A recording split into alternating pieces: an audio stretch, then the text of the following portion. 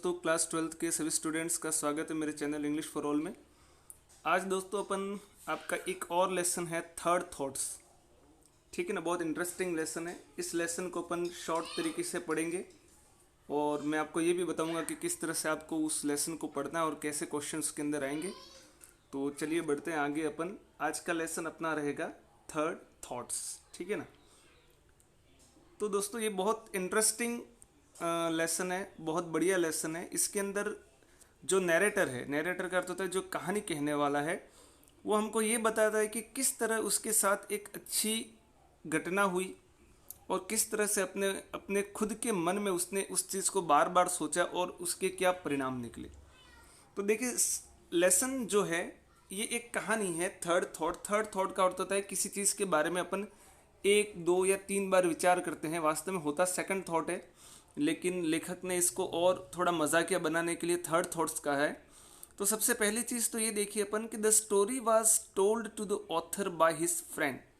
ये जो कहानी है वो इस ऑथर को किसने कही थी? ये कहानी जो है वो ऑथर को उसके एक फ्रेंड ने कही थी। The story was told to the author by his friend. Okay, पहली बात अपन को ये ध्यान में रखनी है। हर लाइन से दोस्तों क्वेश्चन आपका होगा, इसलिए हर लाइन को ध्यान से पढ़ना। फिर होती है दूसरी बात। ये बात तो हो गई कि the story was told to the author by his friend. ये कहानी जो थी वो लेखक को उसके दोस्त ने कही थी। इसमें क्या होता है कि द नैरेटर, यानी जिसने जो ये कहानी लेखक को कही, उसकी बात जो है कि the narrator always purchase the thing at high price and sold it at cheap price. तो ये जो नैरेटर है उसकी किस्मत अच्छी नहीं थी। ठीक है ना। उसकी किस्मत क्यों अच्छी नहीं थी? क्योंकि उसके साथ हमेशा क्या होता था, always purchase at the things at high price. वो चीज़ें हमेशा महंगे दामों में खरीदता था और उसके बाद उसे क्या करना पड़ता था, उसे सस्ते दामों में बेचना पड़ता था। मतलब उसे कभी कोई अपने किसी भी डीलिंग में उसे फायदा नहीं होता था। तो the narrator always purchase the things at high price and sold it at cheap price. Okay, उसके बाद क्या है,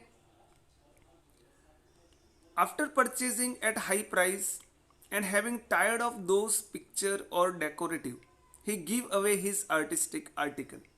होता क्या था, महंगे दामों में वो चीज़ें खरीद लेता था एट हाई प्राइस, और फिर धीरे धीरे क्या हो जाता था, कोई इसका खरीदार मिलता नहीं। तो and having tired of those picture, उन सारी पेंटिंग से वो क्या होता था, थक जाता था, बोर हो जाता था। और आफ्टर ऑल अंत में वो क्या करता था, उनको उन डेकोरेटिव सजाने वाले या जो भी पेंटिंग्स थी उन सबको वो क्या करता था, गिव अवे। गिव अवे का अर्थ होता है दे देना, सस्ते दामों में वो लोगों को दे देता था।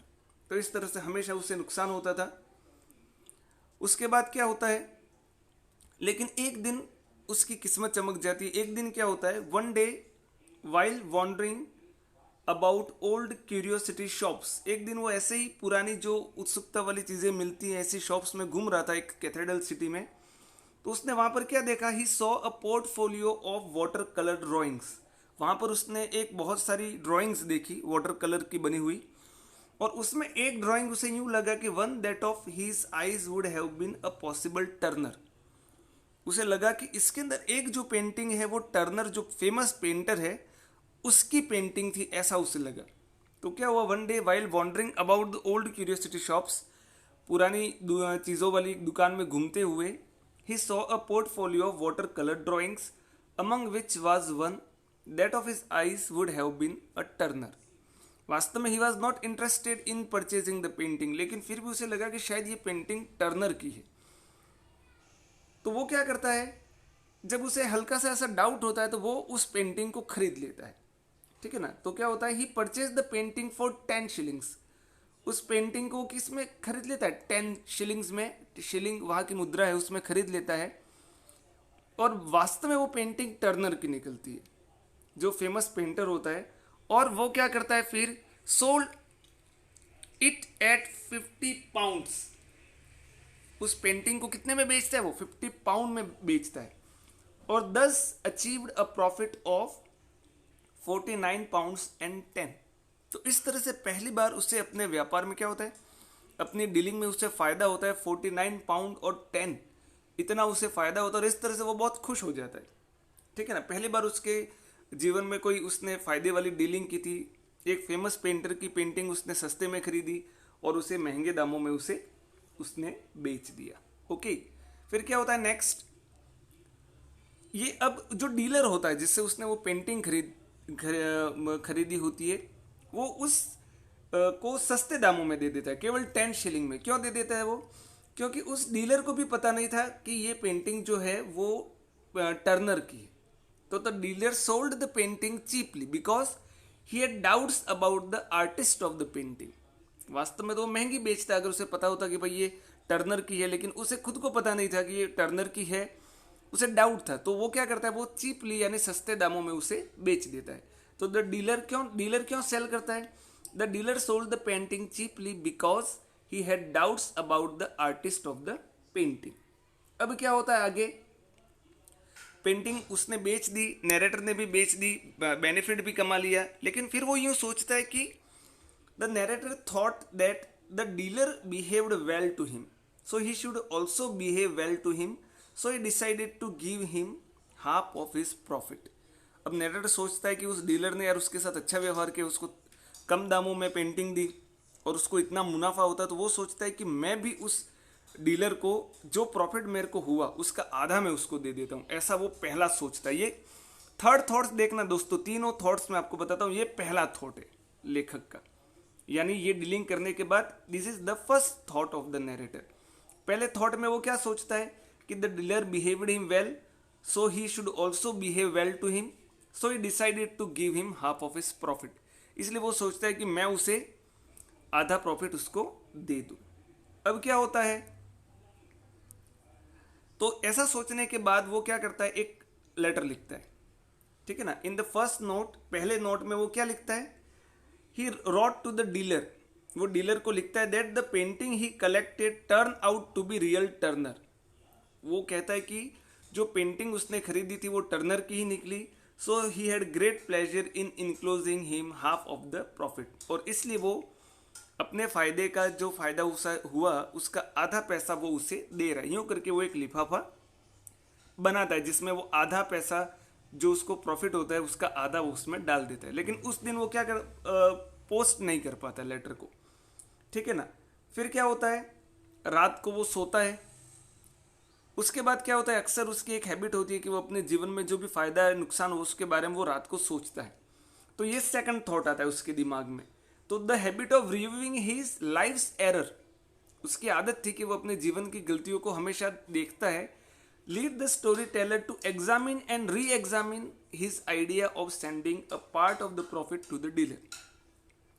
फिर वो सोचता है कि उसको भी सोचता है कि यार अब मैं वापस उसको आधा दे दूं, तो उसने तो कुछ किया नहीं था, मैंने पहचाने थे वो तो कि भाई ये टर्नर की पेंटिंग है तो उसको इतना पैसा देने की ज़रूरत नहीं है। इसलिए वो सोचता है उसमें से पैसे निकाल लेता है, पहले आधा पैसा डालने के बारे में सोचता है, फिर वो सोचता है मैं उसको कितने दूंगा, केवल 10 पाउंड उसको मैं दूंगा। तो ये उसका सेकंड थॉट हुआ उस डीलिंग के बाद।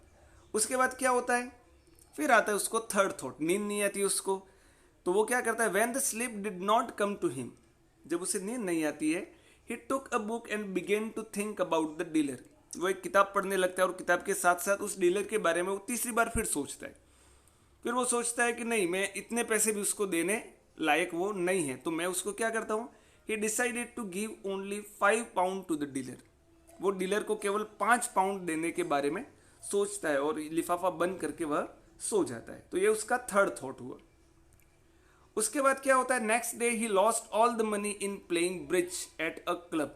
अगले दिन वो एक क्लब में जाता है, वहाँ वो जुआ खेलता है और उसमें सारा पैसा वो हार जाता है। लेकिन अब तक उसने वो लिफाफा डाला नहीं था, तो वो क्या कहता है, he was happy that he did not post the envelope. वो खुश होता है कि उसने वो एनवलप वहाँ डाला नहीं, वरना वो पैसा भी उसके हाथ से चला जाता। फिर अब क्या हुआ, नुकसान तो हो गया। अब अपनी बात को सही करने के लिए वो क्या कहता है, अपने मन को समझाता है। तो ये लास्ट पॉइंट है इसका, द नैरेटर। ये सारे पॉइंट दोस्तों क्वेश्चन ही आपके। The narrator term the bargaining as a straightforward matter between dealer and customer. Narrator सोचता है कि भाई ये बार्गेनिंग जो है वो तो बेचने वाले और खरीदने के वाले बीच में एक सीधा व्यवहार है। Because the dealer ask as much as he thinks he can extort, क्योंकि डीलर हमेशा ये सोचता है कि वह कितना ज़्यादा से ज़्यादा पैसा, एक्सटॉर्ट यानी वसूल करना, उसके खरीदार से वसूल कर सके। और कस्टमर एक बार अगर उसने पैसा दे दिया उसके बाद उसका कोई दायित्व उस डीलर से यानी उस व्यापारी से रहता नहीं है, इसलिए उसे कोई पैसा देने की जरूरत नहीं है। ऐसा सोच के वो जो एनवलप होता है उसकी राशि एनवलप फेंक देता है वो, और उसकी राशि अपने पास वो रख लेता है। तो ये पूरा लेसन इसीलिए इसको कहा गया थर्ड थॉट, क्योंकि किस तरह से तीसरी बार सोच के वो अपनी अंतरात्मा से बार्गेन करता है बार बार, और लास्ट में इस तरह से पैसा पूरा उसका जो प्रॉफिट हुआ था वो जुए में हार जाता है, और भगवान को शुक्रिया अदा करता है कि उसने वो पैसे लिफाफा उस डीलर को भेजा नहीं, वरना वो पैसा भी उसके साथ चला जाता। ठीक है दोस्तों, जितने भी पॉइंट बनाए वो सारे आपके वहां से पीछे से क्वेश्चन बनेंगे, वो मैं आपको नेक्स्ट वीडियो में बताऊंगा। लेकिन मैं नेक्स्ट वीडियो क्वेश्चन वाला लेके आऊँ इसके पहले आपको कम से कम मेरा ये वीडियो 2 बार देखना है, और सारे जो पॉइंट्स मैंने आपको बताए उनको अच्छे से पढ़ना है आपको। ठीक है, आई होप आपको ये वीडियो अच्छा लगा होगा। अगर अच्छा लगेगा तो उसे अपने दोस्तों के साथ शेयर कीजिएगा, इसे लाइक ज़रूर कीजिएगा, और मेरे चैनल को सब्सक्राइब कीजिएगा। मैं आपको सारे 12th का पूरा सिलेबस दोस्तों आपको मैं करवाऊंगा, और आपको बहुत प्रॉफिट होगा। बने रहिए मेरे चैनल के साथ, मिलते हैं नेक्स्ट वीडियो में। तब तक के लिए व्यस्त रहिए, मस्त रहिए और पढ़ते रहिए। Okay, thank you.